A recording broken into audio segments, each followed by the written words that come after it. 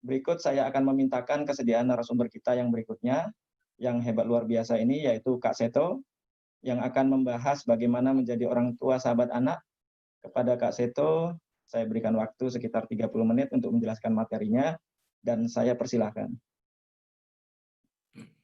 Baik, terima kasih Mas Bambang untuk waktu yang diberikan. Bunda Lucy yang saya hormati, saya kuliah 1 semester dari Bunda Lucy baru saja ini. Ya, baik para peserta dari webinar ini yang kami muliakan, mudah-mudahan kita tetap semangat dan gembira. Saya akan berbicara sesuai dengan materi yang ditugaskan kepada saya, ya dengan judul yang terpampang pada layar ini, yaitu menjadi orang tua bijak dalam membimbing anak belajar di rumah. Ya, sebenarnya bukan hanya belajar di rumah, tapi juga bermain di rumah, bergembira di rumah, bahagia di rumah, dan sebagainya.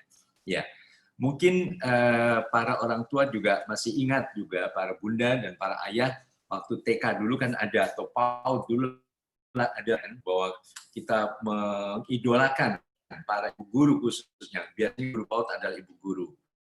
Bahkan ibu guru kami pandai bernyanyi, pandai bercerita, asik sekali.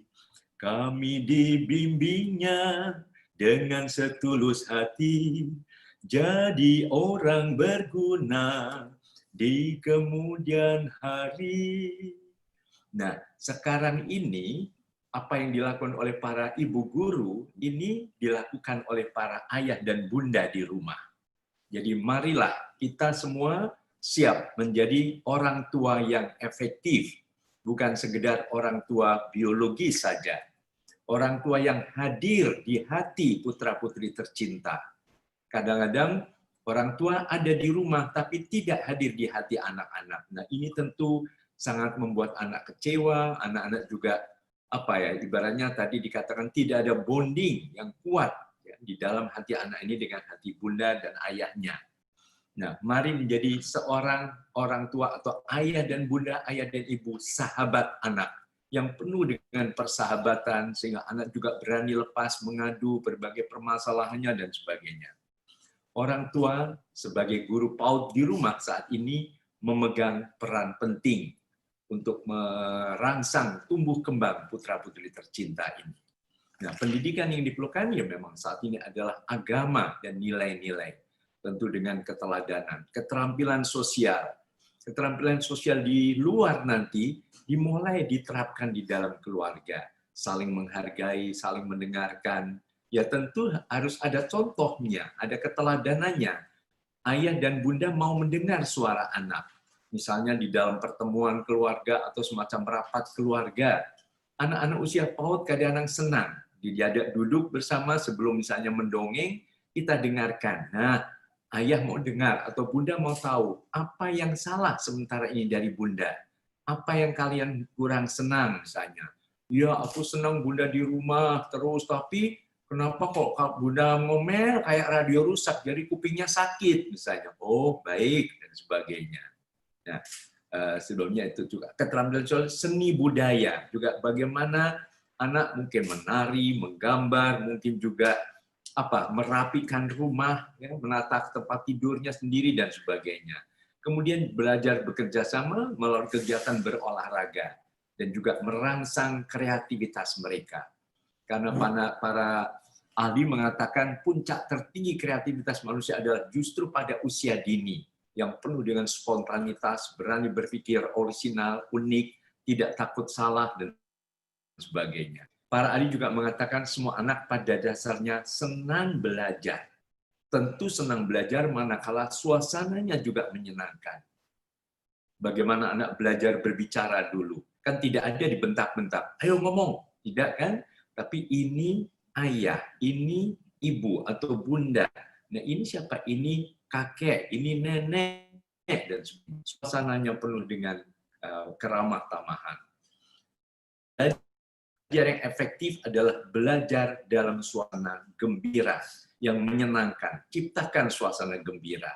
Nah, jangan ada kekerasan.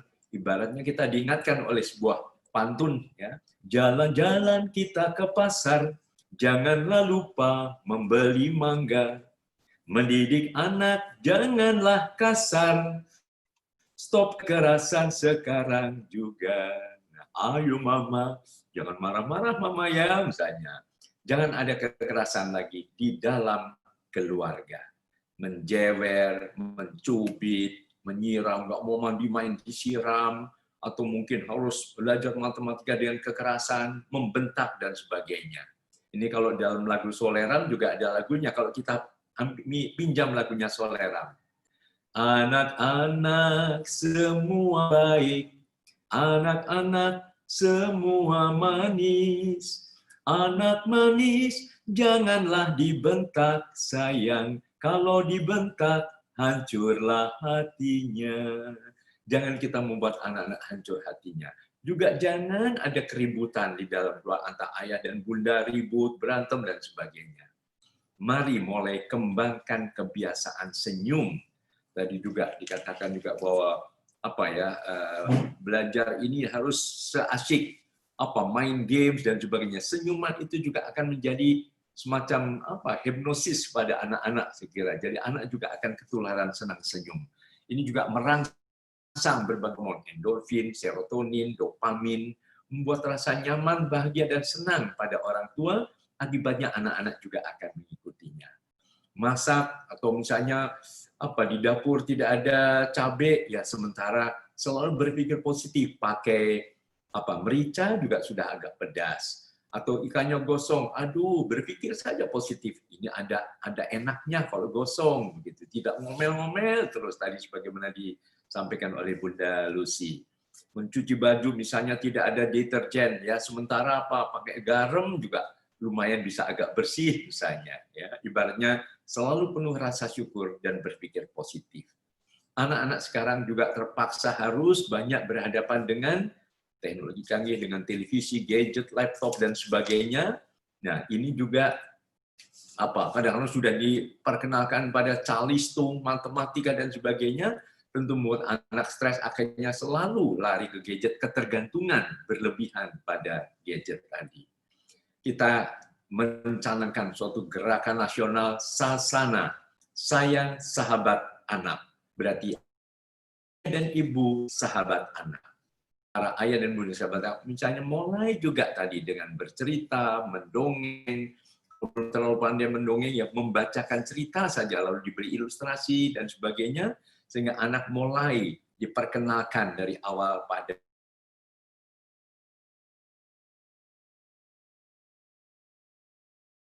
imajinasi. Dongeng juga bisa membuat anak senang. Atau pertemuan, belajar dengan gembira di taman keluarga. Mungkin mengenal tumbuh-tumbuhan atau bunga-bunga aneka warna dan sebagainya. Atau rapat keluarga, ayah memimpin atau bunda mendampingi putra-putri dan sebagainya. Jadi suasananya bisa saja dengan mendongeng boneka atau dengan buku gambar atau mungkin juga dengan laptop, ya, tetapi nuansanya adalah suasana yang penuh keceriaan. Diperkenalkan pada makanan sehat. Nah, bunda sekarang mau makan, bikin masakan sayur corona. Wah, kita ganyang corona ini, akhirnya kita menjadi kuat misalnya. Jadi artinya mungkin diperkenalkan kepada sayuran-sayuran yang segar atau mungkin buah-buahan dan sebagainya. Kita penuhi hak putra-putri kita, hak anak untuk hidup terus, untuk tumbuh dan berkembang, termasuk bermain dengan gembira, belajar dengan menyenangkan, hak perlindungan dari berbagai tindak kekerasan, dan juga hak partisipasi, hak dilibatkan dalam berbagai perencanaan kegiatan anak-anak, sehingga suara anak juga didengar dari awal. Semua anak usia dini senang belajar, senang bergerak, berteman, kadang berpetualang, mencoba ini dicoba dan sebagainya, senang bermain, kadang-kadang juga mulai senang melawan. Tapi tentu ini bisa menjadi bagian dari merangsang kreativitasnya, sehingga mengemukakan tetapi tetap dengan cara yang santun pendapat-pendapatnya, membuat anak-anak juga bisa berpikir bahwa punya ide-ide yang kemudian dihargai oleh ayah dan bunda. Artinya dia juga bisa belajar bekerja sama dan menghargai orang lain. Dunia anak adalah dunia main. Ciptakanlah nuansa bermain dalam keadaan mereka belajar di rumah saja ini. Dan bermain ini juga merangkul berbagai aspek perkembangan putra-putri kita. Perkembangan motorik, ya, lincah, ya, sosial juga pandai berteman. Dan ini misalnya sementara teman-temannya adalah semua warga di dalam rumah, apa ayah, bunda, mungkin ada nenek atau kakek, mungkin ada asisten rumah tangga, ya bermain bersama. Emosional, mampu mengendalikan emosinya secara lebih cerdas. Moral juga, tahu aturan-aturan. Misalnya satu orang sudah naik dulu, ya jangan. Atau permainan-permainan yang melatih kejujuran dan sebagainya, dan bermain juga merangsang kreativitas putra-putri kita. Belajar dapat dilakukan dengan gembira di mana saja. Apakah di dapur, apakah di meja makan, di kamar tidur, di kamar mandi, mengenal berbagai hal-hal yang bisa dilihat dan menjadi bahan belajar, maka itu akan membuat anak belajarnya juga sesuai dengan hal-hal yang berkaitan dengan kehidupannya nanti. Suasana belajar dengan kakak adik ya di rumah, mungkin sambil mendengar TV bersama-sama, sambil bergerak, berolahraga, senam pagi bersama. Yang penting mohon suasana belajar di rumah tidak harus dengan cara-cara kekerasan. Diperlukan komunikasi yang efektif, bukan hanya antara ayah bunda dan anak-anak, tapi juga ayah ibu atau ayah bunda dengan para guru PAUD, ya, misalnya atau di TK dan sebagainya, materi apa yang bisa diperkenalkan pada putra-putri tercinta sesuai dengan standar yang sudah ditetapkan. Intinya, jurus jitu menghadapi anak adalah komitmen yang kuat. Bahwa sebagai ayah dan ibu, kita betul-betul harus membuat anak-anak perkembangannya optimal, tapi tetap dengan nuansa yang penuh persahabatan dan suasana yang gembira. Kompak dengan mitra, artinya ayah dan ibu kompak, mungkin kompak dengan para guru, kalau anak sudah mulai ikut kegiatan PAUD atau TK, kemudian juga kompak dengan asisten rumah tangga, atau mungkin tetangga kiri kanan yang bisa sekali-sekali bekerja sama dan sebagainya. Peduli pada hak anak untuk merangsang tumbuh kembang yang positif, sebagai ayah dan ibu tidak pernah berhenti belajar, apapun juga, apa mempelajari mengenai tadi hipnosis yang dijelaskan oleh Bunda Lucy, mungkin mempelajari psikologi perkembangan, mengenai ilmu-ilmu pendidikan dan sebagainya. Atau juga belajar apa? Belajar mendongeng, belajar menyanyi dengan nada yang tepat, ya, itu bisa dilatih dengan sangat kreatif. Dan terakhir ya, berusaha untuk selalu kreatif dengan ide-ide yang terus mengalir. Kita nyatakan sugesti pada diri sendiri, aku seorang ibu profesional, selalu rajin belajar. Aku seorang ayah profesional juga, tidak pernah berhenti belajar. Bagi anak-anak, belajar juga akan lebih efektif kalau dipadukan dengan unsur-unsur amusement, hiburan. Ada games, permainan, ada warna-warni, ya, warna merah mungkin membuat lukisan bersama, nuansa warna-warni membuat hati anak juga lebih segar, kemudian cara berpikirnya menjadi lebih mudah. Kemudian selalu berpikir positif bahwa semua anak pada dasarnya cerdas pada bidang yang saling berbeda, kemudian juga anak semuanya baik, asal kita juga memberikan contoh-contoh dengan berbagai perbuatan baik, badan segar karena aktif juga bergerak bersama dengan putra-putri tercinta, dan juga emosi akan berkembang lebih sehat dan cerdas. Kunci utama menghadapi anak adalah antara lain selain kesabaran, tapi juga kreatif, penuh dengan ide-ide yang selalu baru, sehingga anak tidak bosan selama 2, 3, 4 bulan dan sebagainya di rumah saja dulu ini. Kita juga artinya sebagai kreatif, sebagai penyanyi, mungkin kita ciptakan lagu-lagu baru, sebagai pendongeng, sebagai seniman menggambar, kadang-kadang juga ada humor-humor segar, sebagai pelawak, sebagai pesulap, tapi juga sebagai ilmuwan dan sebagainya. Sebagai penyanyi, mungkin kita ciptakan lagu-lagu. Kalau anak kadang-kadang perlu tidur siang, tidak usah harus dipaksa atau dibentak. Tapi ciptakan lagu saja. Tidur siang, yuk tidur siang, badan sehat dan hati senang. Nanti sore bermain lagi, jangan lupa mandi. Nah, anak-anak akhirnya yuk tidur siang dulu dan sebagainya. Mandi, Juga jangan, ayo mandi. Beda kan? Ayo kita mandi dengan sabun wangi, badan sehat dan berseri, mandi sendiri. Nah, sudah besar kita mandi sendiri misalnya. Anak untuk belajar, ya kadang-kadang juga jangan main dipelototin, dibentak, bikin lagu tentang belajar. Gimana? Bila kita selalu belajar, banyak ilmu yang kita dapatkan. Ayo adik semangat belajar, itu bekal untuk masa depan. Nah, apapun juga dengan nada-nada dari do sampai do lagi dengan divariasi sebagai orang tua yang kreatif, kita bisa menciptakan lagu-lagu sendiri. Atau kemudian juga sebagai mengenalkan warna-warna, bukan sekedar misalnya anak sudah mulai belajar bahasa Inggris, bukan sederhana kalau kuning apa bahasa Inggrisnya, hello, salah, yellow misalnya, atau merah apa, red, tapi juga dengan alat peraga, misalnya ada sapu tangan warna-warni. Nah, what is the color of this handkerchief? Oh, this is yellow. Okay, what is the color of this one? Oh, red. Ya, bukan karet, bukan ceret. This is red handkerchief. Mungkin juga dengan membuat permainan sulap. Nah, ini dengan sederhana saja sumbu kompor yang kemudian diberi warna. Ini this one is yellow. Lalu what is the color of this rope? Oh, this one is red. Nah, sekarang juga yang satunya lagi ini apa? This one is blue. Nah, blue adalah biru. Wah, ada 3 warna. Nah, lalu kita bisa kaitkan. Sekarang tali-tali ini ingin bersahabat. Boleh nggak tali-tali ini bergandeng tangan? Boleh ya?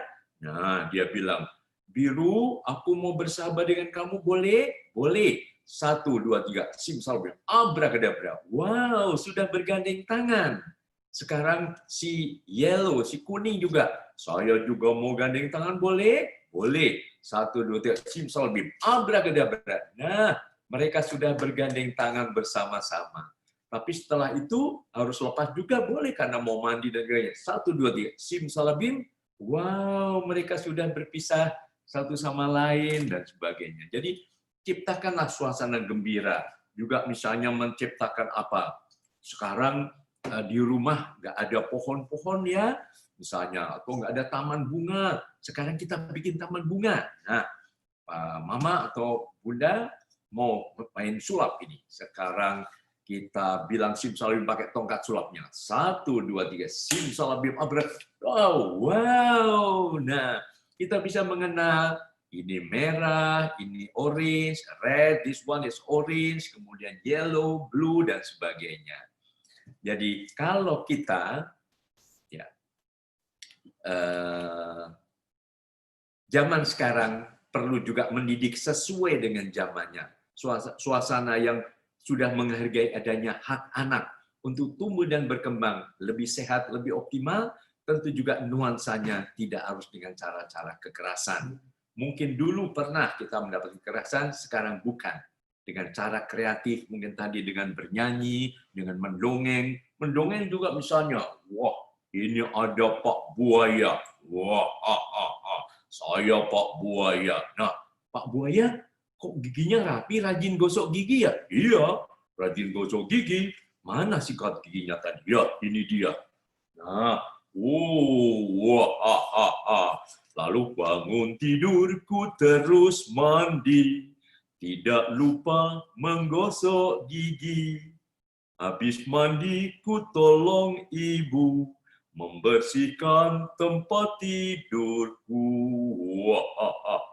dan sebagainya. Jadi suasananya penuh dengan kreativitas, keceriaan, dan sebagainya. Impian anak adalah rumah yang ramah anak.